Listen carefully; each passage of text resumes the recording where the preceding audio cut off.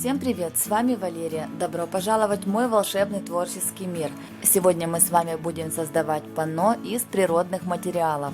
Мне очень нравятся потрясающие работы замечательного автора Викория. И недавно я увидела обалденную серию работ этого автора на основе коры, которые настолько запали мне в душу, что я решила сделать и для себя одну из таких работ.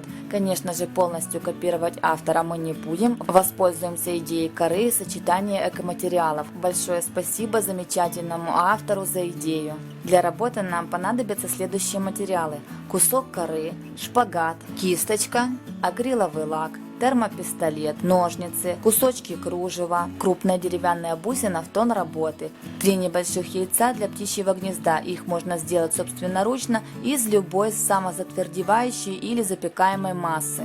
Ссылочку на массы я оставлю в описании под видео. Сизаль, мешковина, а также различный природный материал, такой как плодовые косточки, рафия, орехи, розочки из апельсиновых корок, различные веточки, сухоцветы, листья, коробочки от каштана и тому подобное. Приступаем к работе. При помощи жесткой щетки очищаем кору от мусора. После этого промываем водой и помещаем в духовку или микроволновку для термической обработки, чтобы внутри не осталось насекомых или их личинок. Далее для закрепления поверхности покрываем работу акриловым лаком.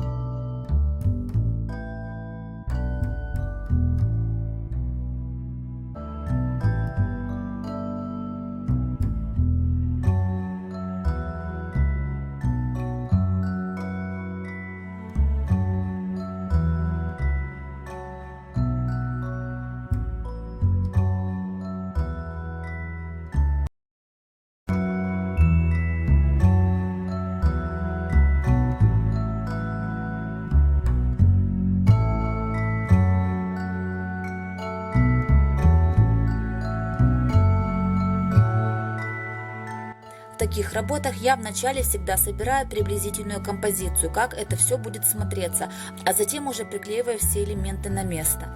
Когда композиция будет приблизительно собрана, ее необходимо будет сфотографировать, чтобы в дальнейшем не забыть, что где находится, и при необходимости смотреть на фотографию.